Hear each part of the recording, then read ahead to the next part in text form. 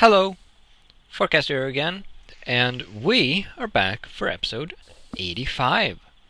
And in this episode, we're going to take a break from the tracks and things for a little bit, because I want to improve my power storage and generation system. So, the reason for this is because we have a pretty inefficient backup system. So the way this works currently is we have the turbine and the nuclear reactor plugged into this CSU here. I think was it plugged into this one? Yes, right. So we have the reactor plugged into this one. So the turbine is the primary power source, and indirectly the boiler. This is our primary power generation because it's a cheap and abundant resource. We have lots of gasoline and lots of oil to become gasoline. So this fills up first, obviously. This feeds into these two, of course. Then we have the reactor is the secondary backup, or is the primary backup secondary power source, and it's plugged into this CSU here. So when power starts draining quickly out of this, this will attempt to fill this up at 128 EU per tick. So it will dump power into this as fast as it can. So when this starts emptying, this will of course do the same. This will start dumping power into here, and so we'll have a deficit here, and the reactor will try to compensate for that because there's suddenly space for power here. So the reactor will, well, first this will compensate for the lack of power here. And the turbine, when there's suddenly a lot of space for power here, it will start to produce as much power as it can based on how much steam is input. So it will go up to about 50%, which is the current max production with the steam input it has. And then if it cannot keep up with the demand, this is going to run out. Then when this runs out, this will suddenly have space for power in it, is the idea. And then the reactor will fully engage, and it will try to compensate for the lack of power, and it will most likely succeed. Then, lastly, we have this, which emits a redstone signal when it is full, which goes into this, or connects to this splitter cable here. So when this is not full, ow, dang it. When that is not full, the redstone signal will turn off, which will allow a connection to the last backup generator, which is this just this gasoline generator here, and that will attempt to compensate for the missing power here. Now, this doesn't quite work because these can be finicky with if there's enough drain, all of these will act as if they won't be completely full. So sometimes this turns on even though there isn't that much need for it right at the moment. So I want to rearrange these things to make it so that the backup generators will engage only when necessary and in the correct order. So as you can see, I've made a signal controller and a signal receiver, We're going to use those shortly, and they will of course connect to the reactor, and we're going to control it a little more specifically. So I'm going to need my wrench, and first I'm going to disconnect this, and then we're going to remove these, and I will run out of power because of this, but that's really okay because I plenty of power, but I'm going to try to not take too long doing this. So we have our three storage devices. Now I'm going to want to connect these up so that only when empty will the backup generators actually engage. So I'm going to try to move things around a little bit as well. So we're going to put away a couple of things that I'm probably not going to need right now. Let's see if we can put away these stone bricks here and those. That should give us some space to work with, I think. Hopefully enough. So I obviously want... Well, actually, I'm not sure if I want this first or last, because these are a bottleneck either way, really. I am going to want to replace these eventually with more MFEs. But what I think I want to do is make a stack of them. Or maybe I'll just keep it as a keep them as a line. I need to think about this for a second. So what I'm going to do is I'm going to have the first one not be connected to anything. Or actually, no. The first one is going to be the input for everything. And that is the first change. So we're actually going to put that here. Now that is going to engage the reactor, which I don't want right now, so we're going to sever that connection. So we're going to set this to emit if empty. Then we're going to have a wire coming out of that. Actually, I think it would be able to emit to a controller directly. So we're just going to put the controller here. Now, the default aspect is going to be red, and the redstone aspect is going to be green, because when the so when this runs out, completely out of power, that means we have an extended heavy drain on the power system, which the boiler can't keep up with, the turbine. Currently the boiler is the bottleneck there, so the turbine still has a lot of capacity. We are just not producing enough steam to utilize it.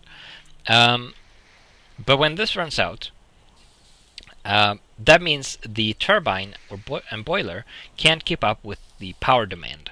So, and they haven't been able to do that for an extended period of time.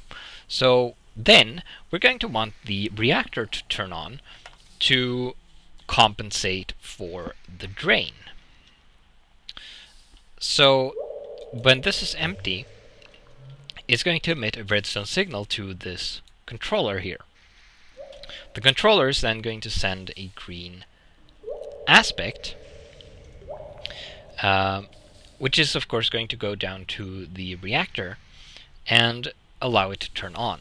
When this is not empty, when this has some amount of energy in it, this is going to be emitting a red aspect, which is going to keep the reactor completely off.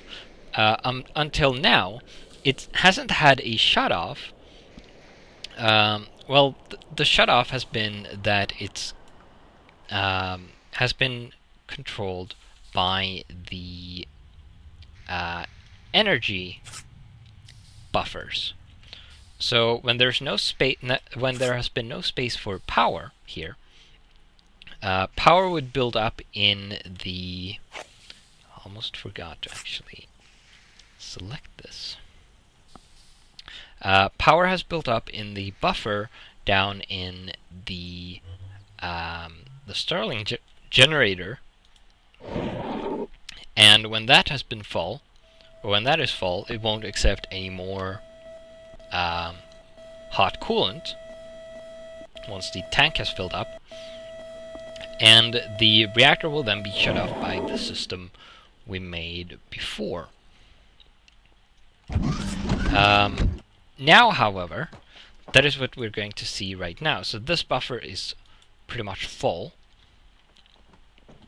and so the tank here has filled up, which has turned off this signal here.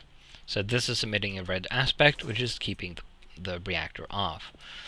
So we're going to want to add another block here, and I might have to, or I'm going to have to extend this room at some point, but I'm just going to cut into this wall for now, and I'll fix this at a later time. I am, however, going to foam this block because I won't be able to replace that once the box is in place, because it needs to be supported by something. So there we go. Now we're going to take this receiver box, put it next to this controller here, and link it up with the controller upstairs. So now this is receiving two red inputs, which is going to keep this off. So when both of these, all of these have to be green for the reactor to be allowed to turn on. And this is the temperature control, remember. So that's done. We can head back upstairs. So now the reactor is not going to be allowed to run until there has been an extended drain on our power system, as I've said a couple of times now. Now lastly, we're going to want to turn on the gasoline generator. And that's going to be controlled by the second CESU. So we're going to remove this copper cable here to have room for the other thing. So we're going to put that here. That's going to be filled by this. So like before, I'm going to want, maybe I should have put this on this side, because this might actually connect there. which is not good. So we're going to want to emit if empty here as well. Then I'm going to go upstairs and see if I have any strips lying around. Like that. Will do nicely. Hopefully that actually blocks the connection properly. You never know with other mods blocks if they receive the connection or not. So we're going to well, I need another strip.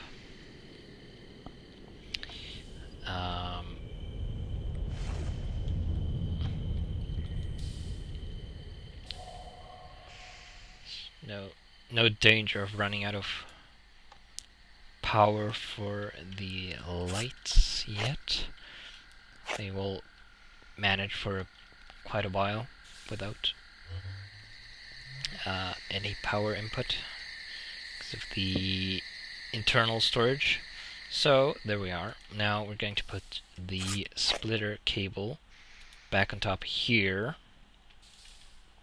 And then we can put these back. And then we're going to put this facing this way because the cable comes this way. There's nothing here. So we're going to put that there.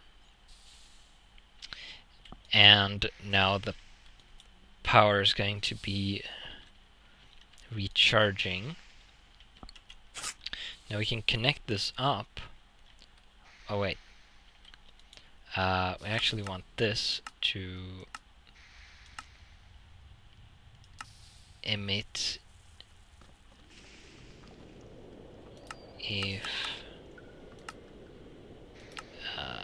partially filled. But that's not going to emit when it's full. Emit if full, or emit if partially filled. I would need a combination of those, I think.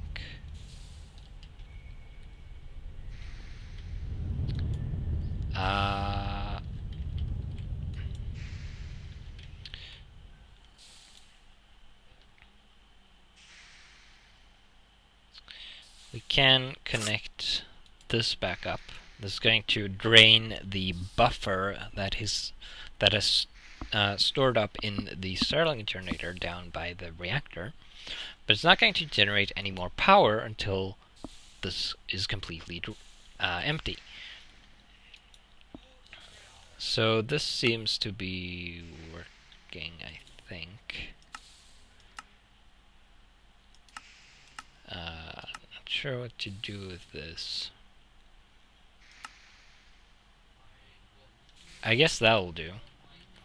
And then this is going to be connected to nothing. It's just some extra power storage.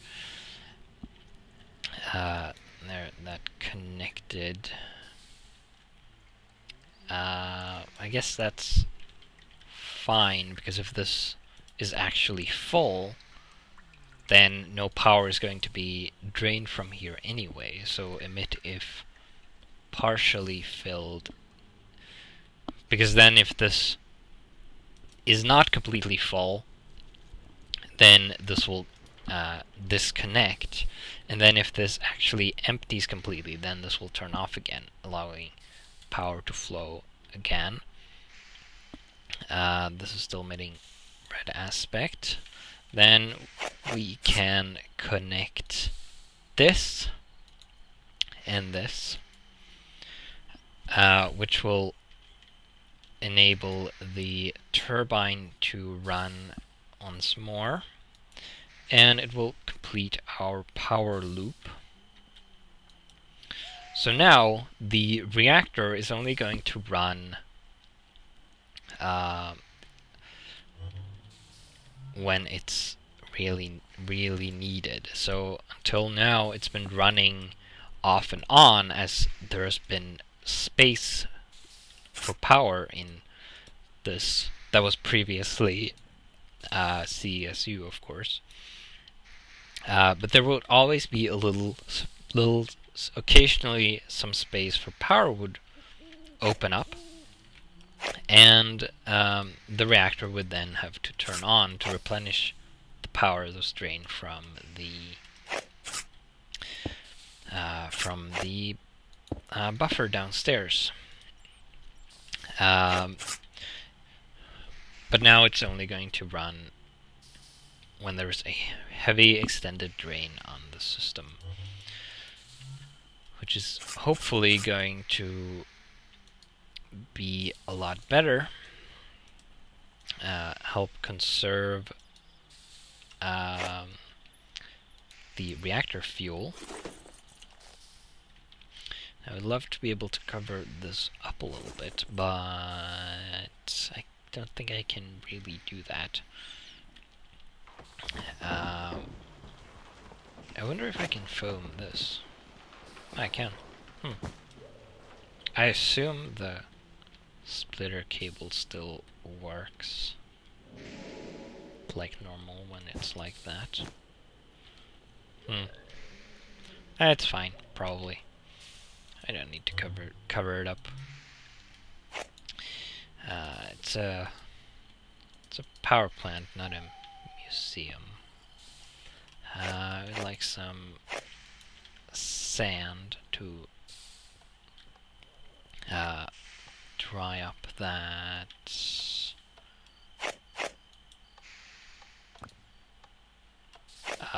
Where's the sand going? Is it going in here? Huh, that's weird. Why is sand going in the builder's backpack? I have no idea. Oh, and it dried on its own, of course. Dang it. Well, let's put these away again. So, there's no real way of testing this, because I can't exactly drain the batteries manually, because I don't have that much portable storage. But I would.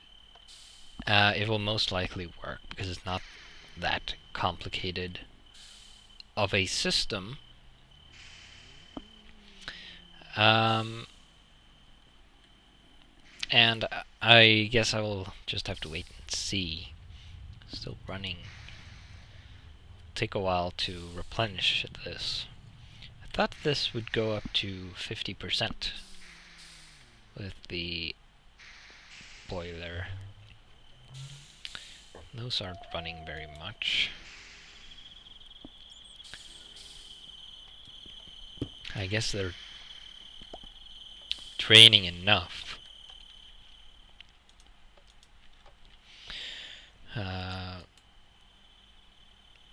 You're almost up to 40. I could have sworn it used to reach 50%. Oh well. So you'll notice that these gates are flickering, by the way. And unfortunately, that is due to this thing here. I haven't shown this. You've probably seen it when I've been walking through here or standing by the smeltery. This is a power adapter, and it's new in Railcraft 7.1. And it allows you to power extraction pipes, wooden pipes and emerald pipes, with RF, without an engine.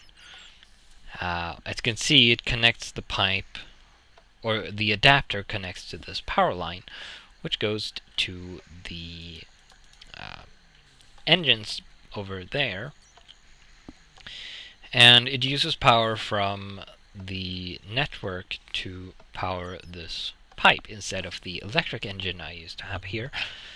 And unfortunately, this has a constant drain. And I was told that was because it wasn't completely finished. So unfortunately, it causes a tiny drain on the network, which causes the gates to flicker because a small amount of power is being requested on and off. So it causes the engines to run very slowly.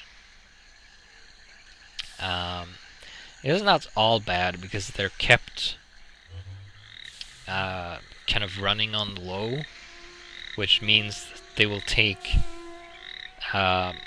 up or get going slightly faster once they're actually needed for something heavier. Say when the rock crusher comes online. So it's fine. It's just bugging me a little bit that the engines do not turn off. But I like this power adapter. It's a nice thing. Much better than having to replace the battery in the engine here all the time. Well, not all the time. It didn't use that much power.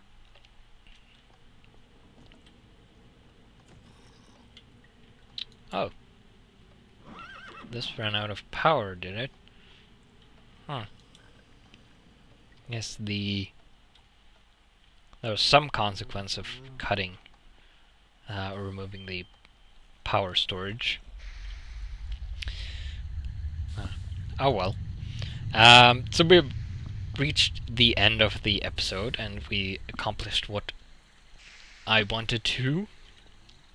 So I'm going to end the episode there, and I have been working on the signals, getting those crafted. Oh right, we can quickly check on the progress of my steel. I want...